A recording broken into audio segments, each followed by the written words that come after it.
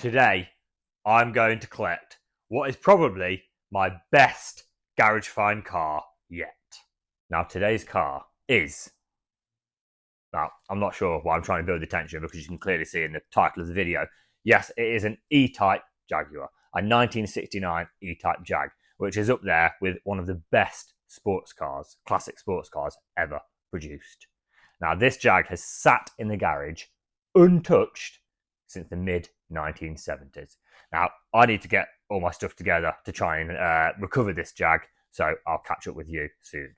Now, I'm not going to bore you too much with all the equipment that I've packed for this rescue mission, but there's a couple of interesting things in here which I will show you, which is Fairy Liquid. Now, one of my good friends who has been a mechanic for 50 years said if you can't get the wheels turning, take some Fairy Liquid, squirt it on the ramps, and it will help the car slide up onto the ramps.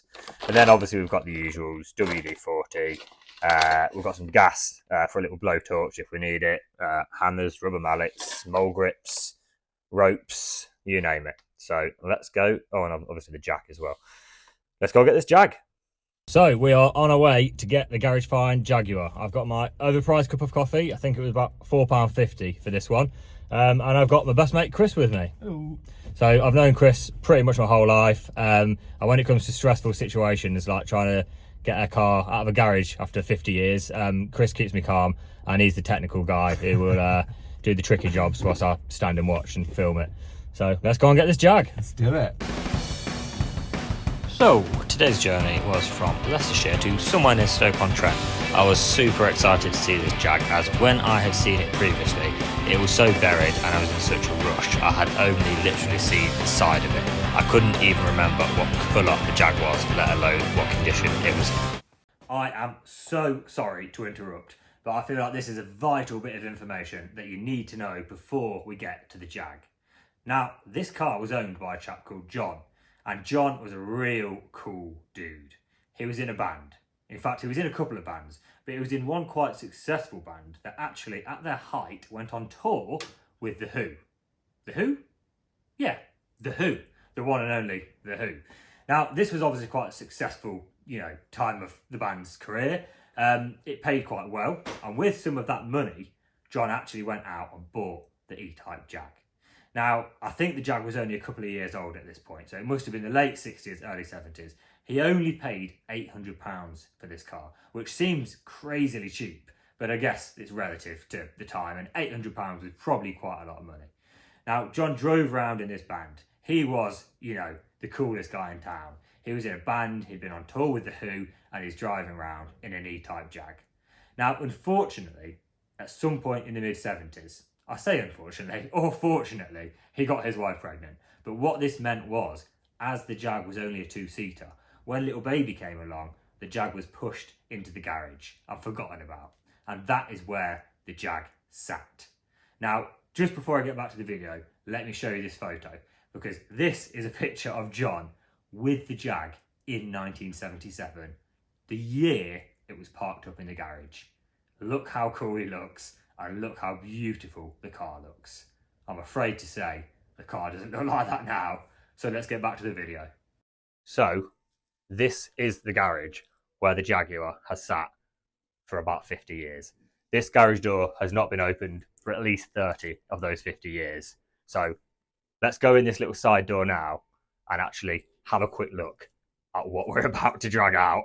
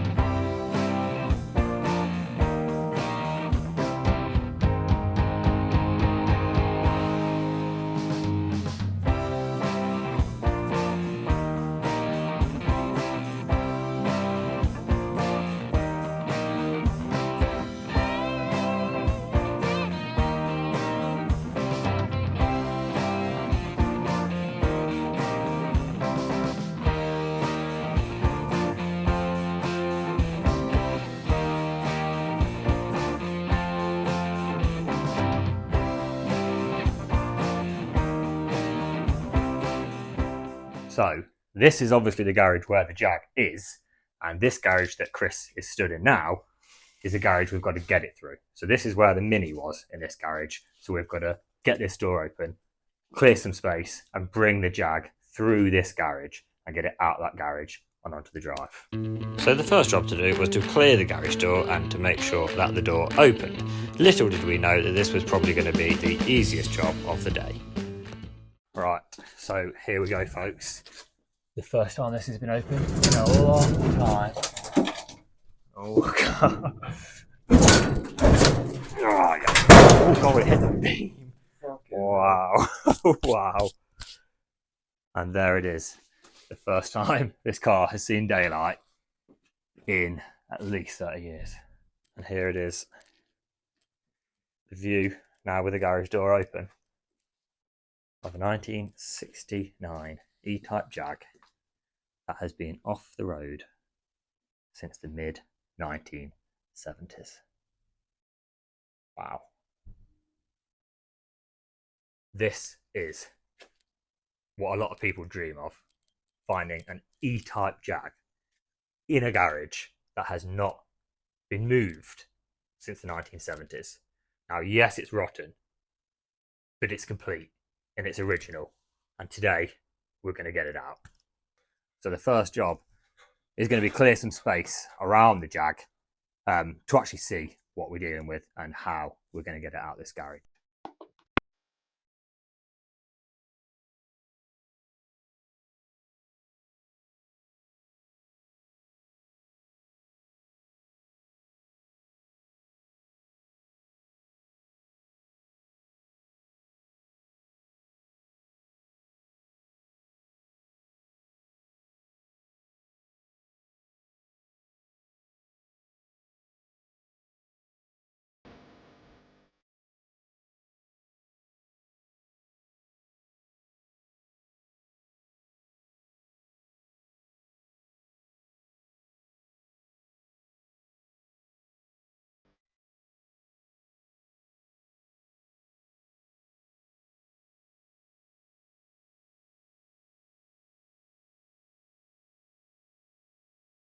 So we have cleared a lot of the stuff from down the side of the Jag.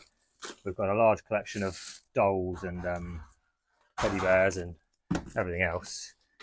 And it is as rotten on the left hand side as it is on the right hand side, which we expected. And if we just grab the camera up and get a bit of footage, what I've just discovered, which is cool, is the tax disc. So 78 is the last year this car moved. And is that 48 years, Chris? My maths. Like So yeah. 2006 now, so yeah. Yeah, 48 years this car has sat here and not moved. I mean, it explains why it is as rotten as it is. Run when parked. Yeah, ran when parked. So let's see if we can get any air in these tyres. It's currently set to 40 psi, which I think is a bit ambitious. We're going to go for 18 psi. Now, Chris did say that he thinks the tyres could be tubed tyres, which could be a good thing. Is it the light is going up? So we're just trying to get some air in these tyres, and this is the flattest of the four, so we're going to show you that. And we're now going to get the little pump on it and see if we can get any air in this one. You want to grab that, Chris? I just like an ET. So I'm hoping that there are inner tubes, because that gives us a bit of a better chance. What should we go for in this one, do you reckon? Go for a willing Well, 15. we'll put it on 20 psi, see what happens. Unbelievably, the tyres actually did take some air. So we thought we'd have a quick look at the path that the Jaguar is going to have to take to get it out of this property. Right, so Chris is Just currently- googled it. he's googled how to pop the bonnet boot latch. If it's not seized up, we're going to try and open the boot. Just to have a nosy. It looks like it's already a bit open. Is that pop? Oh God, yeah. Right, Chris, you can do the Something's going to jump out at me. massive rat. Wow, Oh, sideways. right. I didn't even know it opened like that. Hey up, spare's got no air in it. We've got a spare. Yeah, with no air. That is so cool. Look at that. How cool is that? What a cool design. And what's this panel? Is it And just like a loads of boot money, panel? because it's obviously a Bag bank of- robber's car. Yeah, bag of cash. That must be the bottom of the boot. Oh yeah. It's a massive boot, isn't it? Huge. Get your golf clubs in there, Fred. Yeah. Wow. Oh yeah, pull that back, see. Rat's nest inside there. Crack it. Wow. And, Oh, there's a newspaper. That is cool. oh, Argos. When Argos had Argos. bags like that. April 1979. Yeah, brilliant. That ties up with the 78. Sexy cushion. Oh, nice. Look at that. Absolutely amazing. So we have actually managed to get air in all of the tyres now, about 20 psi in each one. So now we are going to see if we can get it to move. We may need to tug it with the recovery truck. We may need to tug it really hard. I don't know, but we're going to see if we can get it to move. Isn't that right? Yeah. Not really sure what that is. Fred's just going to push it out for us. We'll just give it a quick. So we reversed the recovery truck as close as we could get it and thought we'd give it a few tugs. I wasn't getting my hopes up for this though. And here is the tugging. And as you can see, yep, it is not moving whatsoever. So we gave it a bit of a tug with the winch on the truck. It was kind of trying to pull the truck towards the Jag rather than the Jag towards the truck. So we'll just jack the back up and we're gonna have a little look at the back wheels and see if we can get at least the backs turning, which, well, we're halfway there then, aren't we? So I'll be honest, we are really struggling. The calipers, oh my God, the garage door's falling on my head. The calipers are just seized, the pads are seized onto the discs, completely rusted. It is absolutely impossible to get the pads out. Everything's in the way. The pins are almost impossible to knock out because they're facing the wrong direction. From what we've Googled, dropping the subframe out makes it easier, but there's not a chance we're doing that. So, yeah, hopefully Chris comes up with a magical solution. Quick coffee break. So, we're absolutely filthy. We've given in trying to actually get the pins out of the pads to get the calipers to bits. It wasn't happening, so we came to Screwfix. We're going to buy a Dremel and we're going to cut the little buggers off. That's the plan. So we have got the Dremel. We've got some more WD-40. And they only had 4 cutting blades in stock. Yeah, so they did only have 4 cutting discs, so technically that's 1 cutting disc per caliper. And then we've got some goggles because our faces are getting absolutely covered in rust. Let's go. Right, we're going in with the Dremel. No.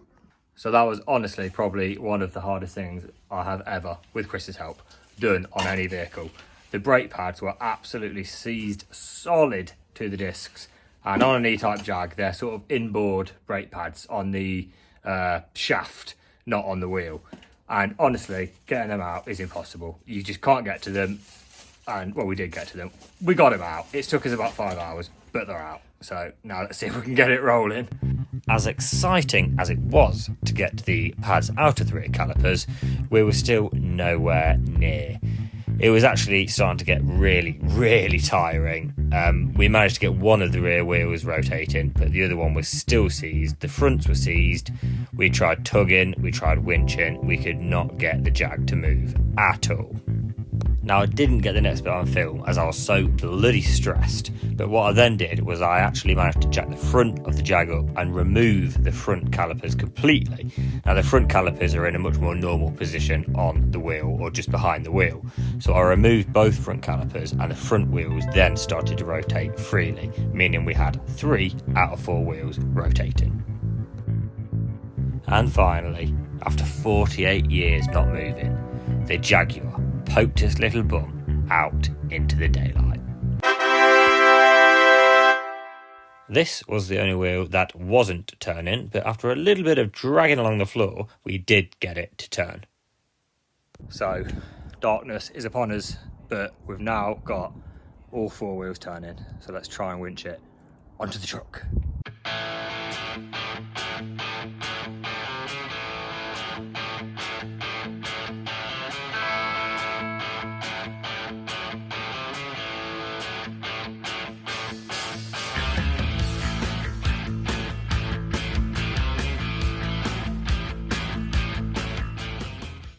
we have got the Jag to this point.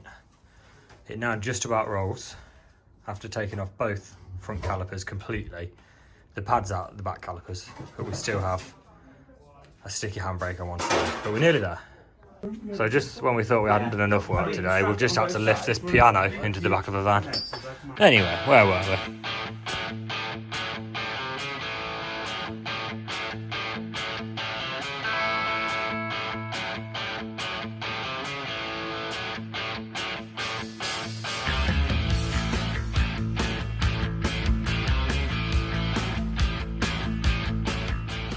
So we got it loaded up. That was probably one of the hardest cars, if not the hardest car I've ever recovered. And I've had a lot of cars. So we're going to get it home and have a better look in the morning because I'm absolutely cream crackered. So it is the next morning.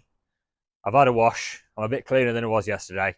I'm aching quite a bit. I feel like I've been to the gym and I don't go to the gym. But we've got the Jag home. I've started to unstrap it.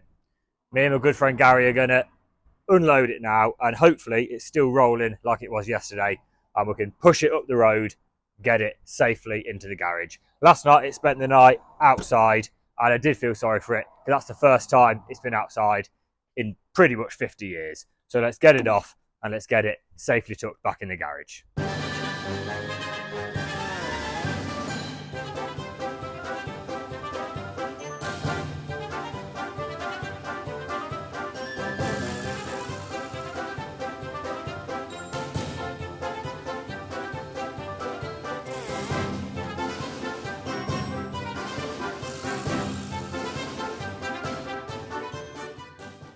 And would you look at that? Back on the ground in sunny old Leicestershire. The Garage Find E-Type Jaguar. Wow. Come on then, jump! Whoa! There you go. Good girl. So this is where the Jag is now sitting, in a slightly drier garage than it was in before. Hopefully it shouldn't rust too much more than it already has, although it's already pretty rusty.